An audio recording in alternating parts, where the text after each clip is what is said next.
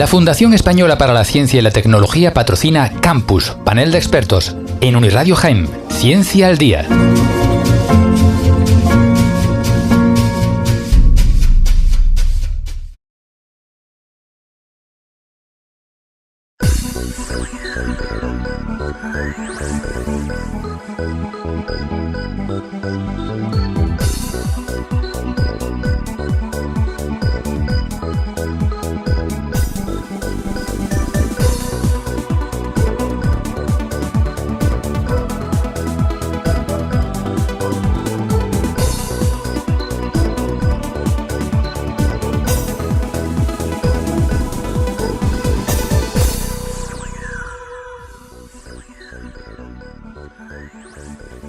Saludos, buenas tardes, oyentes de la radio de la Universidad de Jaén. Comienza a esta hora Campus, panel de expertos y expertas, el espacio de divulgación científica en la emisora de la Universidad de Jaén. Hoy, además, rodeados de artistas, de partituras, de melodías y, sobre todo, de mucha armonía. Nuestro grupo de investigación invitado, música y estudios culturales, es desde luego refrenda de todo lo que se hace en la Universidad de Jaén dentro de este ámbito. Contaremos con la presencia de dos de sus miembros, en concreto la responsable del citado grupo, Virginia Sánchez López, y también estaremos acompañados en las ondas aquí en el 103.9 dial FM de Uniradio Jaén por Javier Marín López, que es miembro integrante del citado grupo. Con ellos vamos a hablar sobre significados construidos por la música y también sobre prácticas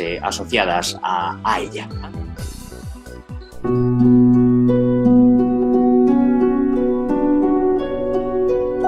Campus, panel de expertos en Uniradio Jaén, embajadores de la ciencia al día.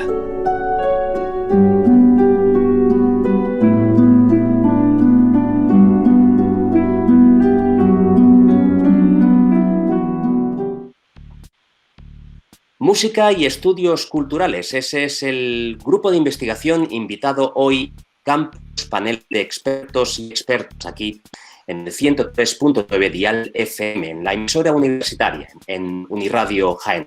Contamos, lo decíamos al principio de nuestro espacio, con dos expertos de reconocidísima valía dentro de este campo. En concreto, Virginia Sánchez López, que es responsable del grupo de investigación en cuestión, y también con Javier Marín López.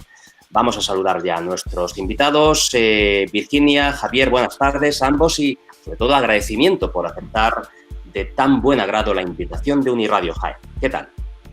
Hola, ¿qué tal? Muchas gracias y nada, un placer compartir estos minutos con vosotros.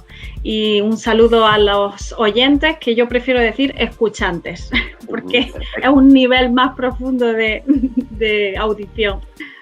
Gracias. Javier, saludos. Muy buenas, ¿qué tal? Un placer saludarte y saludaros y bueno, encantado igualmente de compartir este espacio. Bueno, pues como pregunta de apertura, ¿verdad? Lanzadera, casi solemos hacer una revisión de lo que ha sido pues la andadura del grupo de investigación invitado. En este caso, ¿quiénes formáis parte de la estructura de este grupo? Y no sé si hay cabida para profesorado no universitario. Bueno, sí, el Grupo Música y Estudios Culturales es un grupo relativamente reciente. Se constituyó en enero del 2013 por profesorado de las áreas de didáctica de la expresión musical y música de la Universidad de Jaén, que con anterioridad habíamos formado parte de un grupo de investigación mucho más amplio e interdisciplinar, el JUN 653, que dirigía a la doctora María Luisa Zagalaz. Este grupo estaba integrado por compañeros especializados en actividad física, bellas artes, música y sobre todo centrados en la educación. Los que estábamos más vinculados a la investigación musicológica, pues decidimos concentrarnos en nuestro campo de investigación y formar un grupo específico. La primera responsable fue la doctora Mercedes Castillo, que junto a Coral Morales, Javier Marín y una servidora, pues iniciamos nuestra andadura, ¿no? Desde entonces, bueno, pues lógicamente ha habido algunos cambios leves, pero bueno, sí ha habido bajas por movilidad de compañeras a otras universidades andaluzas y algunas altas muy interesantes. Pero bueno, en esencia la política y los intereses son los mismos. Yo soy responsable del grupo desde el año 2016 y actualmente pues lo integramos 11 investigadores, todos doctores en música, aunque no es un requisito indispensable, pero bueno, muy recomendable, ¿no? Más de la mitad somos profesores de universidad y estamos vinculados pues, a la Universidad de Jaén, Granada y Córdoba. Bueno, a esta última pertenece el profesor Albano García. De la UGR, pues contamos, por ejemplo, con Ascensión Mazuela y Diego García Peinazo, y de la Universidad de Jaén, pues con Isabel Ayala, Javier Marín y yo misma, ¿no?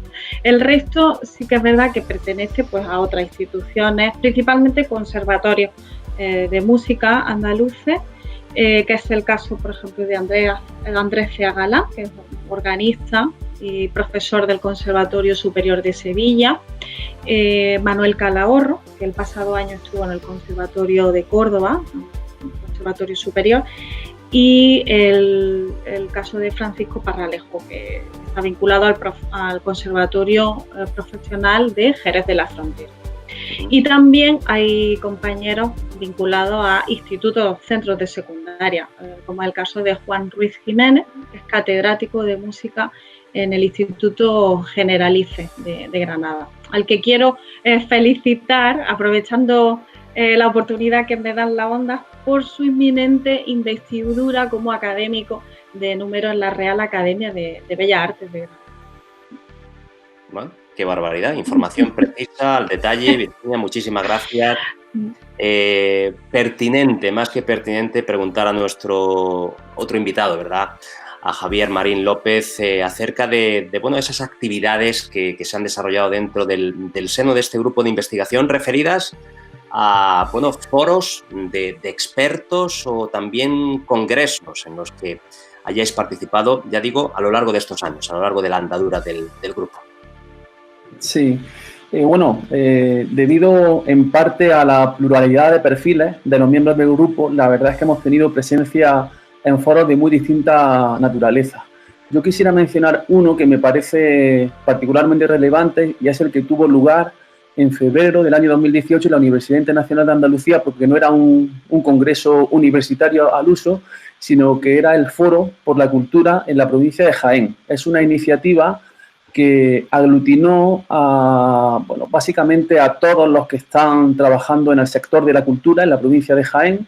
Por supuesto, había muchos miembros de universidades, pero también había miembros pertenecientes a asociaciones, personal que trabaja en cultura desde los ayuntamientos, digamos, un perfil muy variado y que aterrizaba nuestras disquisiciones académicas en el puro y duro mundo de la producción musical y de la cultura, pues en todas sus facetas. Fue muy interesante ese foro porque, en primer lugar, se incardinaba dentro del segundo plan estratégico de la provincia de Jaén, es decir, digamos, tenía un respaldo de la administración provincial y, sobre todo, aspiraba tenía varios objetivos. Uno de ellos era crear un mapa provincial de eventos culturales, es decir, realmente qué se hace en la provincia de Jaén en términos de cultura, tender redes y coordinar acciones, ¿verdad?, intentando generar una suerte de calendario anual de cultura en la provincia. Y otra iniciativa relacionada con la optimización de los espacios escénicos, por ejemplo, el ordenamiento y la clarificación de las subvenciones, que este también es un capítulo muy interesante porque a veces, hay solapamientos en cuanto a algunas subvenciones, no se sabe si son del ayuntamiento, si son a través de los centros comarcales, si son de la Diputación Provincial, si son de carácter autonómico, es decir, hay toda una maraña legal, digamos, que es interesante clarificar. Y quizás es un ejemplo interesante de cómo la universidad puede salir del debate estrictamente académico-científico y vincularse a la sociedad. En ese foro hubo una sesión dedicada a música, un panel de expertos como el que ahora estamos realizando, dedicado a música, que llevaba por título La música como herramienta de transformación social. ahí en nada, ¿verdad? Un título realmente ambicioso en el cual, pues bueno, se dieron cabida a distintas personas procedentes de ámbitos muy distintos, pero sobre todo en conexión con la realidad de la cultura y, por supuesto, la música como parte integrante y fundamental de la misma. Y luego, por mencionar un evento que está en proceso, quisiera mencionar el Congreso de la Sociedad Nacional de Musicología, que estaba previsto para el próximo mes de noviembre, de nuevo en la Universidad Internacional de Andalucía, pero que por las razones que todos podemos imaginarnos se ha pospuesto un año completo hasta noviembre del año 21. Y es importante porque es la segunda vez que la Sociedad Española viene a Andalucía en su congreso cuatrienal. Es un congreso de gran formato, más de 300 especialistas, y es sin duda pues el evento de referencia en cuanto a congresos de musicología en español. La Sociedad Española de Musicología es bastante amplia, tiene 800 miembros y es una de las sociedades más amplias, de hecho, de musicología en Europa, y es pues todo un lujo y también una enorme responsabilidad asumir la coordinación de un evento científico pues de estas características. Eso será para noviembre del 21 si todo va como esperamos. Bueno, actividad, dinamismo pleno que supongo habrá generado y engendrado diversas publicaciones. ¿Cuáles destacaríais? Bueno, perdona, Julio, yo quisiera también destacar una de las más recientes, ¿no?, de esas reuniones científicas, como fue el Congreso de Bandas, que se hizo en enero de este año en nuestra Universidad de Jaén, ¿no? Lo dirigimos Isabel Ayala y yo. Y bueno, la verdad que fue todo un éxito porque no contábamos con tan alta participación, hubo casi 50 intervenciones. Además, contamos con 2 ponentes invitados de alto prestigio, David Whitwell, de la Universidad Estatal de California, que es uno de los referentes en los estudios sobre bandas de música en los Estados Unidos, y también la profesora Mariana Gore, que es titular de la Universidad Complutense de Madrid. Yo creo que este congreso ha sido un punto de inflexión en los estudios bandísticos a nivel nacional e internacional, pues porque ha integrado diferentes perspectivas y también nuevas temáticas como la circulación de los músicos, el establecimiento de redes, la microhistoria, procesos de recepción musical, etcétera. El concierto de recuperación que hubo dentro del Congreso pues fue ciertamente una de las actividades que más nos ilusionaba a las dos y estuvo a cargo de la Banda Municipal de Música de Jaén, dirigida por Juani Martínez de la O, a quien siempre estaremos agradecidas pues, por haberse prestado a este ilusionante proyecto y aceptó de muy buen grado, ¿no? Y hubo pues música recuperada de compositores, importantes compositores de banda, que estas obras permanecían dormidas, pues, por ejemplo, por citar algunos casos, Manuel López Farfán o Eduardo López Guarranz, Ramón Ramos, Jesús Bonilla Chavarría, entre otros. La verdad que fue un broche fabuloso. Pues hablemos de partituras escritas, ¿verdad?, publicadas como metáfora, esas publicaciones de las que os sentís orgullosos dentro del seno del grupo de investigación. ¿Te refieres pues, a partitura y música inédita, ¿no?, que puede dar? O libros, monografías. Sí. Bueno, y las investigaciones, bueno, sí, han sido muchas y variadas, la verdad, a lo largo de estos años, porque es un grupo muy, muy prolífico, ¿no? Algunas son incluso el resultado pues, de premios de investigación musical que han sido otorgados previamente a sus autores, como es el caso de las 2 monografías publicadas por Diego García Peinazo y Francisco Parralejo, que obtuvieron el Premio Nacional de Musicología de la Sociedad Española de Musicología. El primero de ellos lo recibió en 2016 por su trabajo sobre el rock andaluz, que es un trabajo muy novedoso que analiza el rock andaluz como una manifestación que está a caballo entre el canon del rock anglosajón y lo andaluz popular. Al año siguiente, Francisco Parralejo recibió el mismo premio por el trabajo titulado El músico como intelectual, Adolfo Salazar, y la creación del discurso de la vanguardia musical española. Él abarcaba entre 1914 y 1936. La verdad que un estudio dedicado a este influyente crítico musical y que se exilió en México. Y ambos trabajos, tanto el de Diego García como el de Francisco Parralejo, pues se publicaron como monografía y han circulado ampliamente. Y bueno, también puedo mencionar, en el 2013 pues se publicó una monografía sobre música, prensa y sociedad, escrita por mí, porque también previamente había recibido el premio Cronista Cazabá del Instituto de Estudios Jiennenses.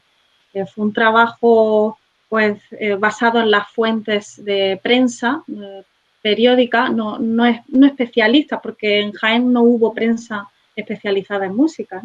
Y bueno, a partir de esas fuentes hemerográficas, pues intento reconstruir la historia de la música en la provincia de Jaén a lo largo de todo el siglo XIX. Hubo interesantes hallazgos, pues, en un montón de espacios y lugares diferentes, ¿no? Como iglesias, casinos, cafés cantantes, incluso casas particulares, y es un trabajo del que estoy muy, muy satisfecha también. Y Javier igual quiere compartir también algunas de las publicaciones colectivas, sí, del grupo. Sí, pues justamente como complemento a lo que indicaba Virginia, que sobre todo comentaba monografías, ¿verdad? Ese género literario tan denostado por las agencias de evaluación, pero que, en mi opinión, es lo que constituye la aportación central de lo que son las humanidades.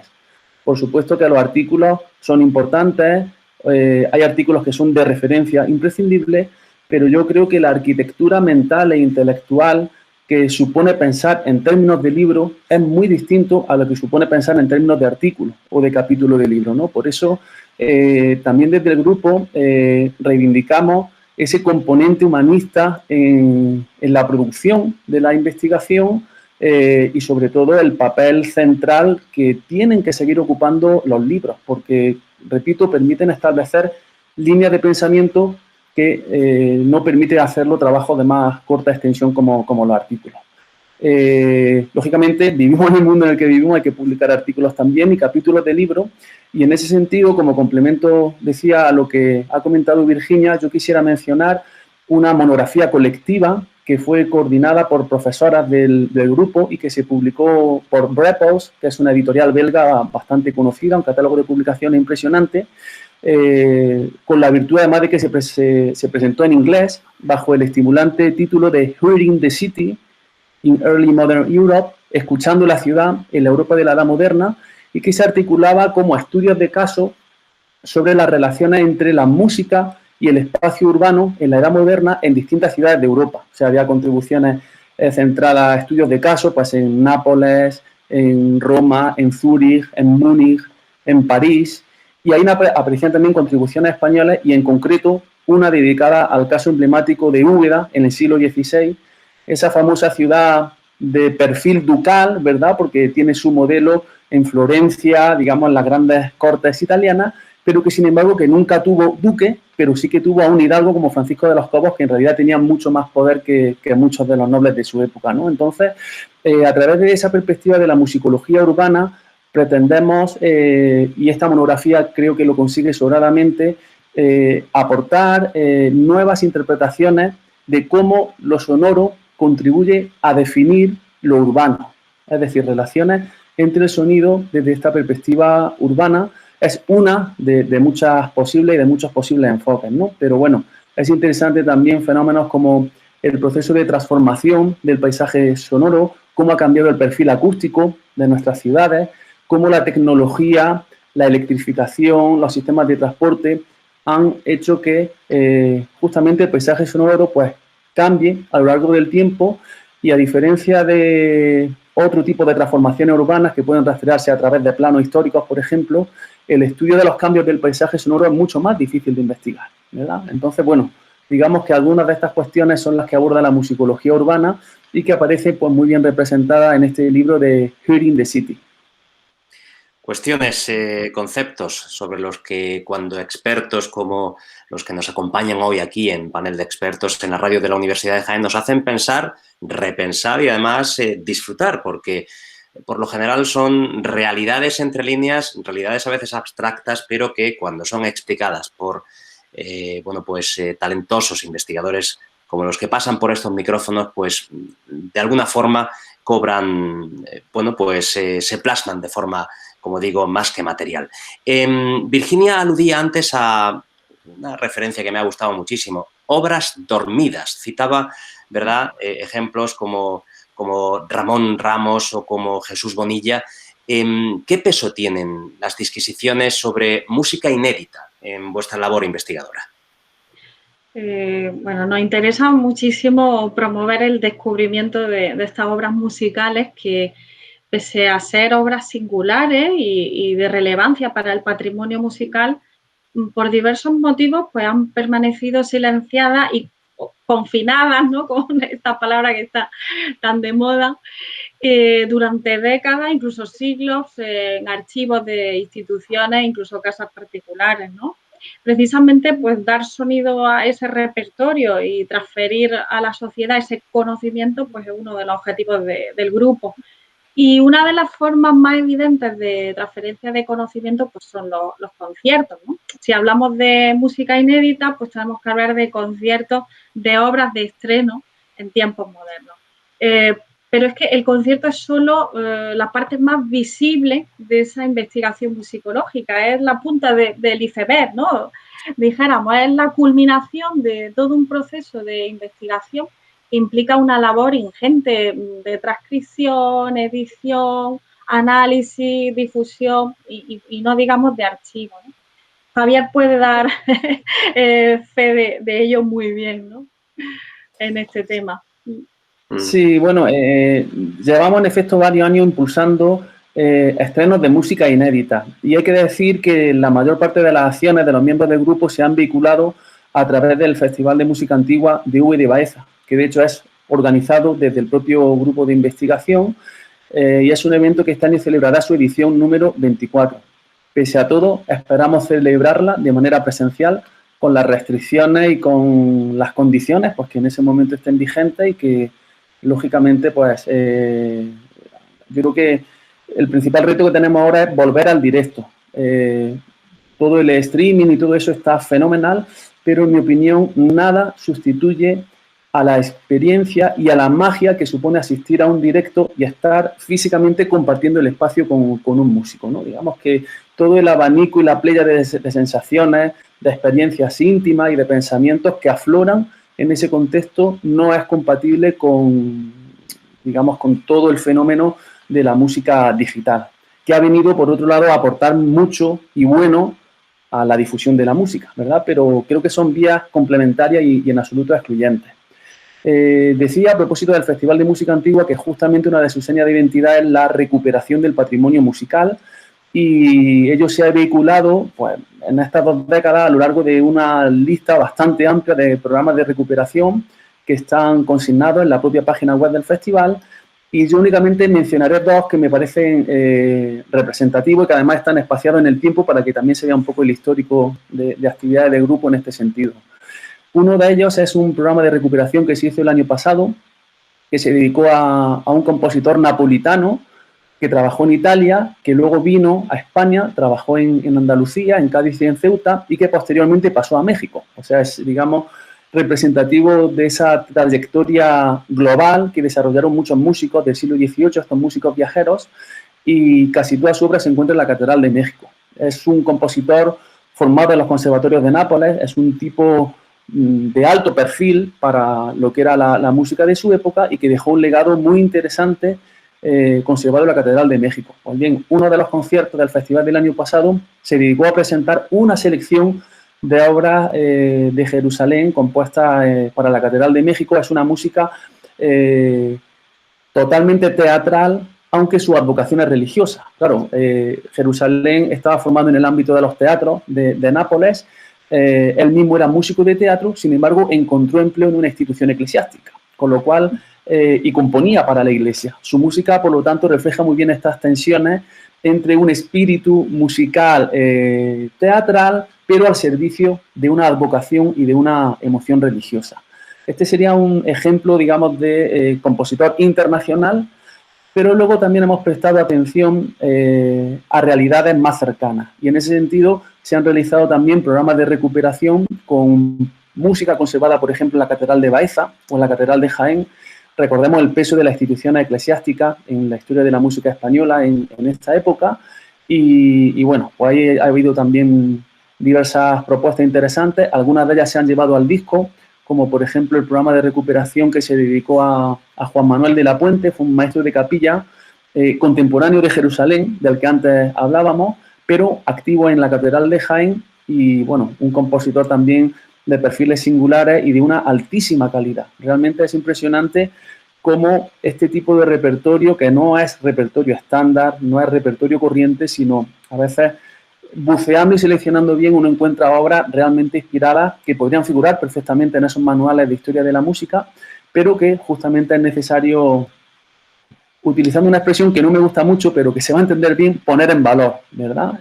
Ponerlas en atriles y que sean conocidas y difundidas. Por lo tanto, la labor de recuperación yo creo que va en un doble sentido. Por un lado, conciertos, es decir, actividad en directo, y por otro lado, grabaciones, ya sea en CD o en formato audiovisual, porque eso permite fijar la recuperación y que pueda ya ser difundida internacionalmente.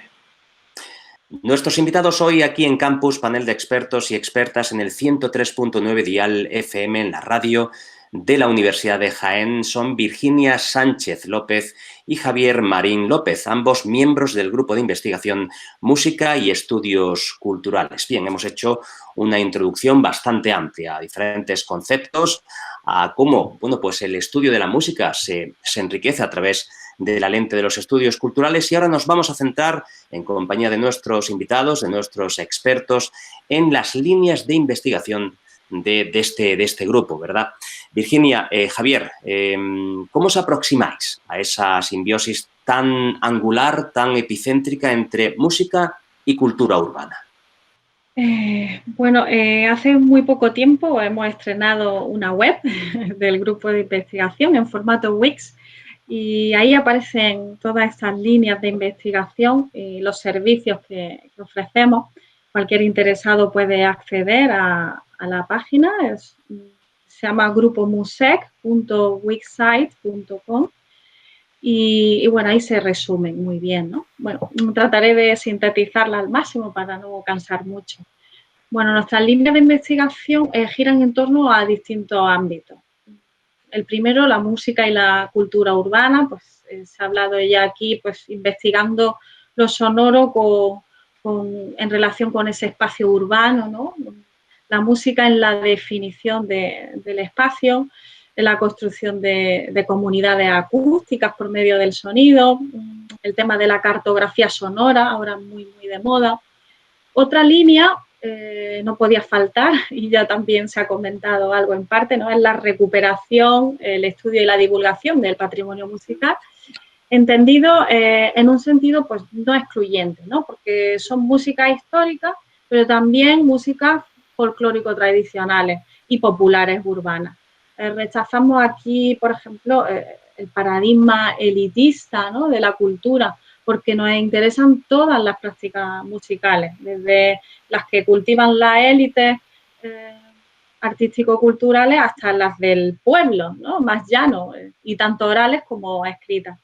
Otra línea de investigación muy interesante, y en parte también se está comentando, y si queréis podemos ahondar luego un poquito más, son los intercambios y redes musicales entre la península ibérica y Hispanoamérica, ¿no? Abarcando una amplia cronología desde el siglo XV hasta la actualidad.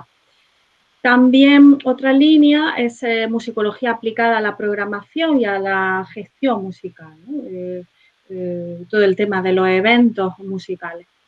No podía faltar, como profesora y otros compañeros que también lo son, de didáctica de la música, una línea centrada en la educación musical y su transdisciplinariedad.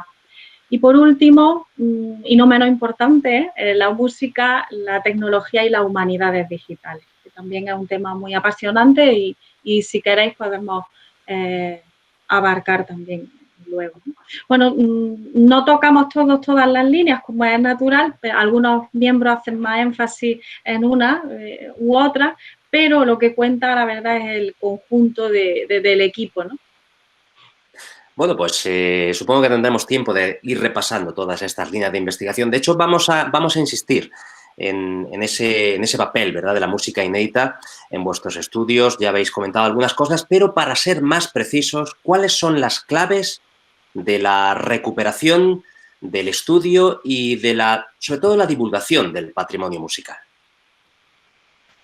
Bueno, yo creo que las claves derivan en gran medida de cuál es la situación de partida. Es decir, tenemos una situación de partida sin ningún ánimo de ser catastrofista, sino sencillamente objetivo, en la cual hay una ausencia estructural de la música española en general dentro de las narrativas historiográficas tradicionales. Por ejemplo, si consultamos historias generales de la música, si consultamos los grandes manuales de referencia, los que se utilizan en universidades de Estados Unidos o de Europa, o si consultamos grandes diccionarios enciclopédicos, nos damos cuenta de que la presencia española es muy limitada, o en algunos casos prácticamente nula, dependiendo de las tradiciones. Entonces es evidente que hay que revertir esta situación y ello pasa por digamos, una estrategia coordinada con distintas acciones. Una de ellas, la primera, es la profundización, la investigación de ese legado, es decir, realizar un trabajo de base, un trabajo de campo con la máxima seriedad científica para aproximarnos a su estudio sistemático.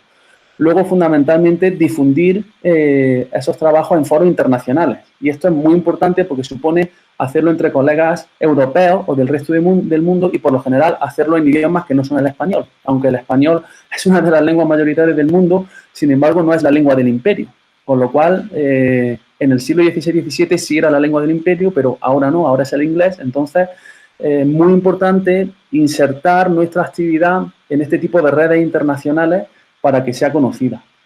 Y luego otro apartado fundamental es la divulgación de ese patrimonio entre el público en general. Por ejemplo, todo el mundo sabe quién es Velázquez, que era el pintor de cámara de Felipe IV. Todo el mundo sabe quién es Calderón, que era el dramaturgo de Felipe IV. Pero nadie sabe, por ejemplo, quién es Juan Hidalgo, que era el equivalente de los dos anteriores en el ámbito de la música. Es decir, hay una disfunción en cuanto al conocimiento de nuestra propia historia musical, que yo creo que es uno de los grandes tesoros que tenemos como cultura y como nación. Esto es un fenómeno de raíces complejas y profundas y extendido en el tiempo y que tiene que ver fundamentalmente pues, con la consideración poco seria que hasta el día de hoy sigue gozando la música en determinados círculos, que has visto pues, bueno, como un pasatiempo más o menos accesible y en la escuela, pues hasta tiempos muy recientes, como una materia que distrae o a lo sumo que adorna, ¿verdad? En esa consideración casi decimonónica, pero aún vigente en determinadas mentalidades de materias de adorno, ¿verdad? Donde la música no formaba parte del currículum oficial. Entonces, bueno, digamos que con todos estos elementos creo que es imprescindible ofrecer una visión renovada de la música española basada en un conocimiento de las fuentes, a partir de las propias fuentes, con trabajo de campo y, por supuesto, defender sin ningún afán chauvinista lo que ha representado la música en España pues, como cultura y como nación. Y luego también una visión donde no haya exclusiones geográficas y que integre, por un lado, músicos extranjeros que han estado en nuestro país, ¿verdad? O sea, digamos, el concepto de música española no es un concepto geográfico, sino que es una cuestión conceptual en la que entrarían músicos extranjeros que han desarrollado su actividad en nuestro país, por ejemplo, Luigi Boccherini, compositor admirado por Mozart y por tantos otros, es un compositor italiano, pero que pasó toda su vida en España, ¿verdad? Entonces, desde esta perspectiva, es un compositor español o al menos hispanizado. Y a la inversa, o como complemento, aproximarnos a compositores, a músicos españoles que han desarrollado su actividad fuera de nuestras fronteras geográficas, o sea, fuera de lo que actualmente es España. Pensemos, por ejemplo, todo lo que suponían los virreinatos hispanoamericanos durante los siglos XVI, XVII y XVIII, donde había muchísimos compositores nacidos en la península, pero que desarrollaron su actividad en el Nuevo Mundo. Entonces, creo que debemos aspirar a una suerte de historia internacional de la música española, una historia sin fronteras, muy en consonancia, por otro lado, con los paradigmas de la historia global, que ahora está tan de moda y para la cual las tecnologías también pues, no son de tanta ayuda, ¿no? Tener esa visión, digamos, como macroscópica. En fin, yo creo que básicamente por ahí irían un poco los tiros, ¿no? En definitiva, una aproximación desprejuiciada a nuestra propia historia de la música, que tiene las virtudes y los defectos que otras tradiciones. Es decir, tampoco toda la música austríaca es Mozart. O sea, Mozart es un hito o es un icono dentro de esa tradición. Y hay músicos austríacos menores también, ¿verdad? O de un perfil mucho más bajo. Eso pasa en todas las tradiciones musicales, pero claro, hay que discernir mediante un estudio sistemático, digamos, quiénes son las figuras relevantes, y esas son las que tenemos que impulsar y ponerlas en candelero. Virginia, Javier hablaba de historia internacional, de historia sin fronteras de la música, y en ese sentido tú antes te referías a esos intercambios, a esas redes musicales entre la península ibérica e Hispanoamérica. ¿Cómo fomentáis este sistema de trabajo? Bueno, aquí le cedo la palabra a Javier, que ha trabajado muchísimo más que yo el tema. Aunque si me permitís, en relación al patrimonio, me gustaría dar un dato, ¿no? Hace poco nuestro grupo de investigación ha entrado dentro del proyecto Campus de Excelencia Internacional en Patrimonio, en el que están todas las universidades andaluzas y lo coordina la Universidad de Jaén precisamente. Me parece una iniciativa muy interesante, en la que la música pues no puede faltar junto a otras manifestaciones artísticas como pueden ser la arquitectura, la escultura, la pintura, o la literatura, ¿no? Y esto no quería que se me olvidara, ¿no? Constancia queda. Javier, por lo tanto. Sí, bueno, yo creo que esos intercambios se fomentan fundamentalmente a dos niveles. Por un lado, con nuestra propia actividad científica inserta, como antes decía, en redes de investigación entre Andalucía, España y América. Es decir, casi siempre que organizamos algún congreso, algún tipo de actividad, algún evento, siempre tratamos de que haya una dimensión americana, o al menos en el Call for Papers o en las convocatorias, siempre hay algunos ítems relativos a la cuestión americana o a la cuestión de los intercambios transatlánticos, ¿no? Eso me parece que es relevante. Y luego, pues con nuestra propia actividad investigadora, ¿verdad? Centrándonos en el estudio específicos de esos intercambios transatlánticos. No hay que recordar aquí pues, la destacada presencia de músicos peninsulares que antes comentaba y de músicos particularmente andaluces en todo lo que es el proceso de colonización del Nuevo Mundo a partir de finales del XV, la presencia fundamental que tuvieron instituciones como la Catedral de Sevilla, la Real Capilla de Madrid, que fueron modelos litúrgicos, ceremoniales y también musicales para las instituciones que se estaban implantando en otras partes del mundo. La grandísima circulación que hubo de repertorios musicales, un trasiego constante de partituras, de instrumentos musicales, desde guitarra hasta, por ejemplo, grandes órganos de tribuna. Es decir, que se construían en Madrid, se desmontaban, se metían en un barco y se volvían a montar en la institución de destino. O sea, realmente estamos ante una historia fascinante de interacciones planetarias, que ahí sí es verdad que con orgullo podemos decir que es cuando nuestro país, España, aparece situado en el centro del mundo, en la cultura musical del momento. Digamos que es una oportunidad de oro para visibilizar toda esa tradición. Y luego también en el mundo de estos intercambios transatlánticos hablamos de un modelo que es bidireccional. También encontramos aspectos que la cultura musical española incorpora de otras latitudes, y en ese sentido mencionaré como un caso emblemático muy particular que también se relaciona con nuestro territorio, el caso de Pablo de Olavide y Jáuregui, el famoso intelectual y político sevillano, que fue intendente de las nuevas poblaciones en el año 1767, cuando se creó esa nueva demarcación por parte de la corona. Y un aspecto poco conocido es que este peruano ilustrado era un melómano empedernido, había pasado parte de su vida en París, participando de los salones y de todas las veladas musicales que tenían lugar en la capital francesa, y que, lógicamente, ese modelo de velada musical lo reprodujo allá donde tuvo palacio, o sea, en la época de Sevilla, Costa todas esas veladas musicales impulsadas por él. Él mismo tocaba el clavecín, y él mismo era cantante, cantaba arias en francés. Entonces, en fin, es una vida realmente novelesca, porque luego fue perseguido por la Inquisición, tuvo que exiliarse a Francia y finalmente volvió a España para morir en Baeza, donde está enterrado, en la iglesia de San Pablo. O sea que tenemos un personaje de altísimo perfil intelectual y político vinculado con nuestro territorio y que al mismo tiempo ejemplifica estos procesos de intercambio transatlántico. Digamos que es un estudio de caso prototípico de acciones del grupo, ¿no? Intentando mirar con enfoques micro, a pequeña escala, lo local, nuestro territorio, con enfoques más macro. Y bueno, todo lo que aquí contábamos brevemente saldrá pronto publicado en un artículo en la revista musical chilena, pues, que es una de las revistas de referencia en el campo. Y luego, pues bueno, otra iniciativa, como decía, de tipo institucional. Desde el grupo también se coordina y se puso en marcha una comisión de trabajo, una especie de grupo de estudio dedicado a música y estudios americanos en el seno de la Sociedad Española de Musicología. Ahí se aglutinan todos los miembros de la sociedad que tienen intereses americanistas, todos los musicólogos americanistas. Y bueno, como siempre pasa, ¿no? Hay que crear estructuras y crear eventos científicos y redes de investigadores. Y a partir de ahí, pues ya van surgiendo los resultados. Bueno, al principio del programa hacíais alusión a ese foro en el que estuvisteis dentro del seno del segundo plan estratégico de Jaén, estuvisteis tratando, ¿verdad?, artistas, agentes culturales e institucionales. Hablasteis sobre producción musical y también sobre programación, y me parece un concepto y además una realidad más que, bueno, pues interesante. Recuerdo además que en la pasada temporada tuvimos aquí a Isabel Moreno y su grupo de investigación y justamente estuvimos comentando cuestiones referidas a esto de la programación y además de la gestión musical. ¿Cuáles son las claves? ¿Cuál es la fórmula mágica, digamos, para una operativa y exitosa precisamente programación y gestión musical?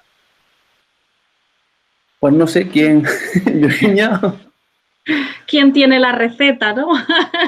Ojalá hubiera una receta y hubiera primer paso, segundo. Sí. La verdad que es que el programador tiene muchísimos retos ante sí, ¿no? Bueno, lo primero, el programador musical, por ejemplo, pues, y ya lo hemos dicho, ¿no? Descubrir nuevas obras, nuevos compositores, porque la verdad que es que se programa siempre lo mismo. Se han hecho estudios sobre lo que programaban importantes teatros y auditorios europeos y también americanos, y siempre son los mismos nombres realmente, ¿no? Beethoven, Mozart, Bach, por supuesto, muy poca música antigua, nada de mujeres, por ejemplo. O sea, es que ABC, ¿no? Otro gran reto del programador pues sería, por ejemplo, proponer nuevos itinerarios de escucha, ¿no? Que incluso meter el factor sorpresa para el público, ¿no? Buscar nuevos espacios y mezclar, por ejemplo, música y gastronomía, que se está haciendo. Hay interesantes acciones en este sentido, por ejemplo, en el Auditorio Nacional, donde hubo un ciclo de Bach vermut, ¿no? Se tomaban los asistentes un vermut mientras escuchaban obras de Bach, las originales al órgano, y luego versiones, pues, plano jazz, ¿no? En versión jazzística, rock, muy interesante, ¿no? Otro reto, por ejemplo, pues puede ser seleccionar, bueno, este es muy importante, seleccionar muy bien a los artistas, ¿no? Porque no todos los grupos pueden hacer la misma música y de la misma forma que quiere el programador. El programador realmente lanza retos, ¿no? Y todos los grupos no están preparados para eso.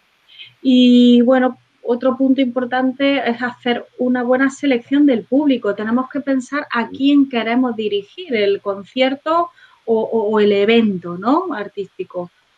Porque no es lo mismo programar un concierto para bebés que para adolescentes, que para personas más adultas. Hay que pensar muy bien esto antes, porque no todo funciona, obviamente, ¿no? Y permanentemente estar en evaluación, ¿no? Hacer una autoevaluación y bueno, la principal premisa debe ser la calidad. eso es fundamental. Bueno, pues estamos aproximándonos al final de nuestro programa de hoy Campus, panel de expertos y expertas hablando sobre música, sobre cuestiones relacionadas con estudios culturales. Y, bueno, Javier antes, en alusión a esa especie de globalización de los estudios sobre música, se refería a la importancia de la tecnología. No sé, Virginia, Javier, Virginia, no sé si precisamente esta tecnología está de alguna forma reñida con la música, especialmente con la antigua, y si podemos y además debemos hablar de la sinergia entre música y tecnología dentro del ámbito de las humanidades. Pues sí la hay, hay mucha sinergia porque además todos sabemos que la tecnología ha venido para quedarse, ¿no? Y mirar para otro lado pues, es un poco absurdo, ¿no?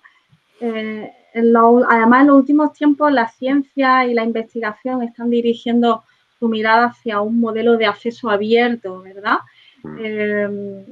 Un ejemplo de esta sinergia es, pues, por ejemplo, estas herramientas tecnológicas para difundir y preservar fondos musicales antiguos, por lo cual es que no está reñido ni mucho menos, ¿no?, con la música antigua. Al revés, está ayudando a muchos investigadores y a muchos músicos.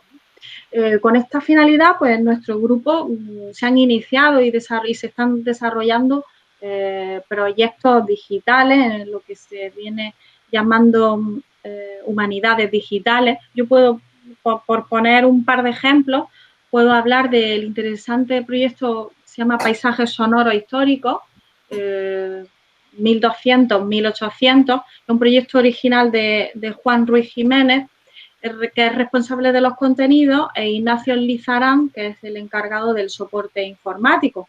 Los dos se han propuesto crear una plataforma que está de hecho activa y que explora los sonidos de las ciudades de Granada y Sevilla a lo largo de esas centurias, ¿no? También tienen un perfil asociado en Facebook y básicamente pues consistiría en cartografiar eventos históricos sonoros en ambas ciudades utilizando mapas históricos y actuales, ¿no?, siguiendo una tecnología muy similar a la de Google Maps, y también asociar fuentes documentales, auditivas, visuales, para ilustrar mejor esos eventos cartografiados, ¿no? Ellos llevan cartografiados, pues, me parece que más de 1000 eventos, y gracias a su formato digital pues se va renovando constantemente, hay nuevos registros y recursos. Por ejemplo, hay un motor de búsqueda a 3 niveles, está muy interesante.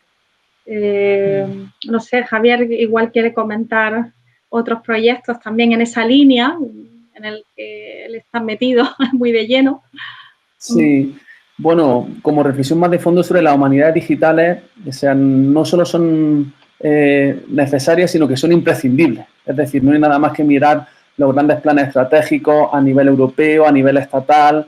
Es, digamos, cada vez se quiere poner más dinero en este asunto, lo cual está bien porque nos acerca a las humanidades, que siempre se nos ve como ratones de biblioteca trabajando en lugares inhóspitos y polvorientos. Digamos que nos coloca a nivel tecnológico junto al resto de disciplinas, lo cual creo que es muy interesante para las humanidades y que de alguna forma esas brechas de conocimiento que antes existían en determinadas ramas de conocimiento, con toda esta cuestión de proyectos digitales se equiparan, ¿verdad? Nosotros ahora mismo estamos trabajando como los topógrafos con mapas para geolocalizar eventos sonoros. Es decir, en ese aspecto creo que está muy bien las humanidades.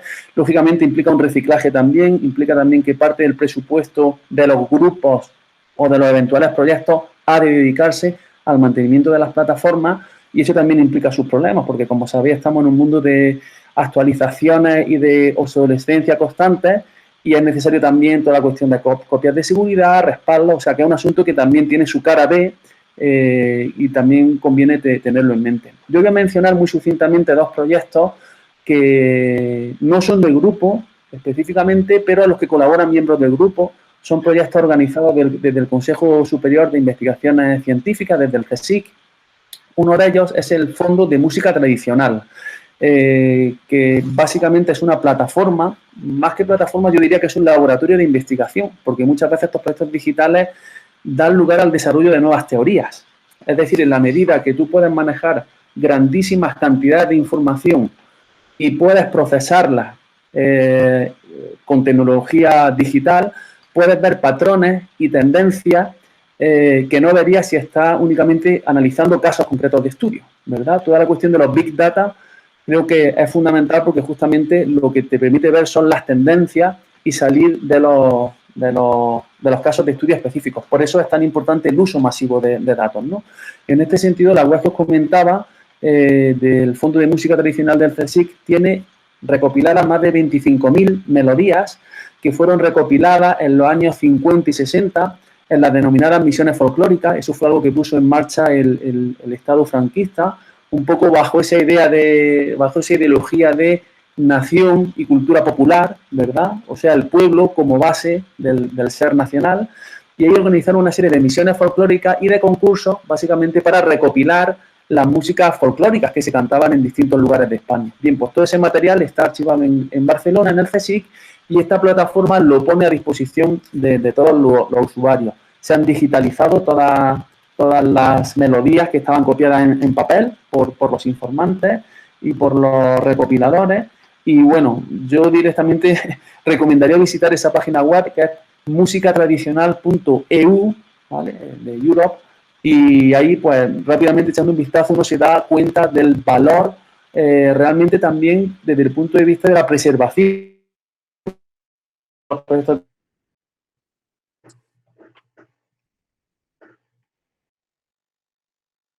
Observan esas informaciones, ¿verdad? Son como copias de respaldo. Y luego, vinculado con este proyecto de música tradicional, hay otro que es un poquito más específico, también organizado desde el CSIC, sobre polifonía hispana, que es una compilación de libros de polifonía y documentación complementaria existente en todo el mundo hispano. No solo en la península, sino también libros de música hispana en otras instituciones. En fin, son proyectos realmente fascinantes, time consuming también, como dicen los ingleses, ¿verdad? O sea, todo lo que es tecnología lleva muchísimo tiempo hasta que realmente das con la tecla y verificas todos los procesos de manera sistemática, pero bueno, son, digamos, dos ejemplos emblemáticos en los que colaboran miembros del grupo en esta senda de las humanidades digitales. Bien, hemos tenido algún problema técnico, pero te hemos escuchado perfectamente, Javier. Vamos a concluir con una pregunta que, en cierto modo, aglutina o sintetiza, ¿verdad?, todo esto de lo que hemos estado hablando o habéis estado refiriendo. Las claves, ¿verdad?, para la educación musical que cala en sociedad. ¿Cuál debe ser el fundamento? ¿Cuál debe ser, digamos, la piedra angular de ese tipo de educación? Bueno, Julio, menuda pregunta, una pregunta compleja. Yo he reflexionado mucho sobre esto a lo largo de mi carrera, ¿no? Y bueno, creo que ante todo hay que comenzar por la primera infancia, ¿no? Y exponer a los más pequeños a estímulos sonoros y musicales para que empiecen a desarrollar habilidades auditivas, ¿no? Desde el mismo momento en que nacen, ¿no? La música en la etapa infantil está totalmente olvidada en España. Apenas hay guarderías que tengan profesorado especialista de forma permanente, ¿no? Como mucho algún invitado una vez al año, como mucho, digo, ¿no? Y la formación musical que recibe el alumnado de educación infantil en las universidades españolas es también mínima. Por otro lado, las instituciones culturales tienen mucho que hacer también en esto, ¿no? ¿Cómo pueden ayudar? Pues planificando y ofertando un montón de actividades de tipo pedagógico, como conciertos, performance, espectáculos, donde se hagan puentes y conexiones entre la música, la danza, el teatro, la mímica y otras artes, ¿no? Yo intento poner mi granito de arena como coordinadora de los conciertos didácticos y familiares dentro del Festival de Música Antigua desde el año 2005 y bueno, mi experiencia pues me ha dicho que cuanto antes se empiece, mejor, ¿no? En esto son pioneros, por ejemplo, nuestros amigos portugueses con los conciertos para bebés, ¿no? O, iniciados por Paulo Lameiro, por ejemplo. Otra clave, bueno, yo veo que existe una necesidad de repensar cómo se enseña la música, ¿no? Los docentes tenemos que pensar cómo enseñamos música, porque creo que en general estamos demasiado pegados a la partitura, demasiado lenguaje musical, ¿no? Y estamos un poco apartando y desplazando la experiencia en sí de escuchar, de hacer y de sentir la música, ¿no? Para mí eso es muy importante. Si bien es cierto que hay mucha diferencia entre las clases de música que mi generación ha podido recibir, ¿no? En la escuela y en el instituto, pegadas totalmente a la historia de la música, y los actuales jóvenes tienen una educación musical más vivencial, ¿no? Eso sí que es verdad que ha cambiado, ¿no? Pero bueno, queda muchísimo por hacer. Otra clave creo que sería que los docentes y los investigadores defendiéramos mucho mejor la importancia y el impacto que tiene la música en el ser humano, ¿no?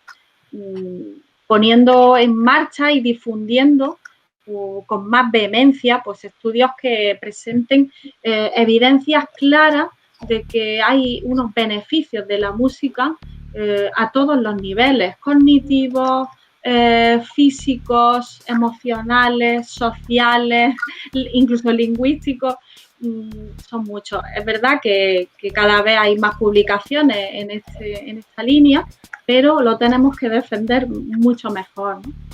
Y creo que existe también una falta de convencimiento política y social de la importancia de la música, ¿no? Habría que empezar a concienciar a nuestras clases políticas, luego a los mismos centros educativos y también al profesorado y a las familias, ¿no? Que, como dijo antes Javier, todavía tienen la idea de que la música es algo de adorno, es algo complementario, ¿no? Nadie cuestiona la importancia de las matemáticas o la lengua, ¿no? En la escuela, pero con la música no es tan así, ¿no? Entonces, bueno, para concienciar, la verdad que hay que estar ahí y hay que estar presente en foros, en debates, en reuniones, en congresos, en los medios de comunicación, y así que nosotros te agradecemos doblemente tu invitación, ¿no? Para hablar de todas estas personas. Pues ha sido un verdadero placer, dicho y entonado, podríamos decir, queda. Virginia Sánchez López, muchísimas gracias por atender a nuestra llamada, ha sido un verdadero placer, gracias. Muchas gracias. Javier Marín López, muy contento. Voy a emplazar a los oyentes, aunque os voy a plantear al final una pregunta en 10 segundos, voy a plantear algo que a buen seguro ha estado rondando en nuestra mente mientras hablabais sobre cartografía sonora, en Granada, en Sevilla. A los oyentes los emplazo, como digo, al próximo programa aquí de Panel de Expertos. Nos iremos con la música a otra parte, ¿verdad? Hablaremos sobre tratamiento de señales en sistemas de telecomunicación y lo haremos en compañía de Sebastián García Galán y también Pedro Vera Candeas. Virginia, Javier, cartografía sonora de Jaén, 10 segundos. ¿A qué suena Jaén? Virginia. Suena a humano, a natural poco, pero también y a lo artificial, ¿no? A lo tecnológico. Depende, va por barrios, obviamente, y va por estaciones del año, y depende también del siglo del que estemos hablando, ¿no? A mí me gustaría que hubiera menos contaminación acústica en la ciudad de Jaén. No es de las más saturadas, pero hay que reivindicar el silencio. No el silencio absoluto porque no existe, pero reivindicar más el silencio y escuchar más la naturaleza, ¿no? Y en tiempos de pandemia realmente hemos visto lo importante que eran estos sonidos, ¿no? Los animales no hablan, las plantas, el viento. Así que, más sonidos naturales, esa es mi percepción. Javier, ¿algo más para afinar? Bueno, yo creo que se han dicho ya muchas ideas. Básicamente, la necesidad de prestar atención al mundo que nos rodea, en todos los sentidos.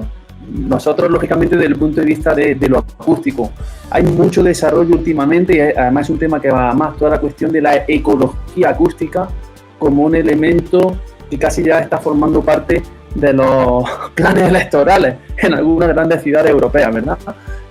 Lógicamente es algo que incide de manera directa en la salud del individuo y realmente no somos conscientes del potencial que tiene el sonido para la persona humana, a todos los niveles, desde el sonido en su dimensión más depurada, técnica y formada, una gran composición musical, hasta simplemente los impulsos acústicos o lo que uno va escuchando mientras va andando por la calle. Eso determina la persona e incide de una manera absolutamente radical.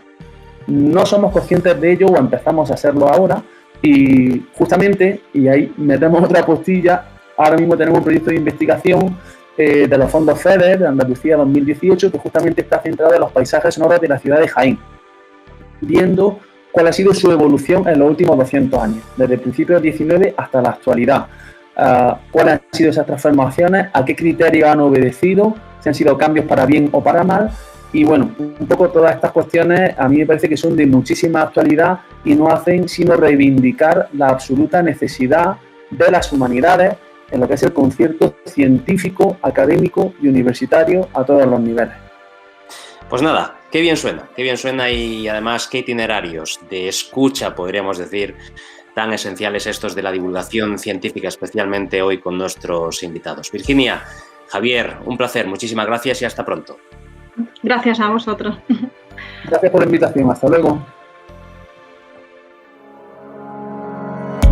En Uniradio Jaén estamos conectados contigo en todo momento. Transmitimos desde el 103.9 FM para Jaén y online en nuestra web, uniradio.ujaen.es. También estamos muy cerca de ti en redes sociales. Búscanos en Twitter, Facebook, Instagram, iVoox, Flickr, LinkedIn y YouTube. Somos Uniradio Jaén.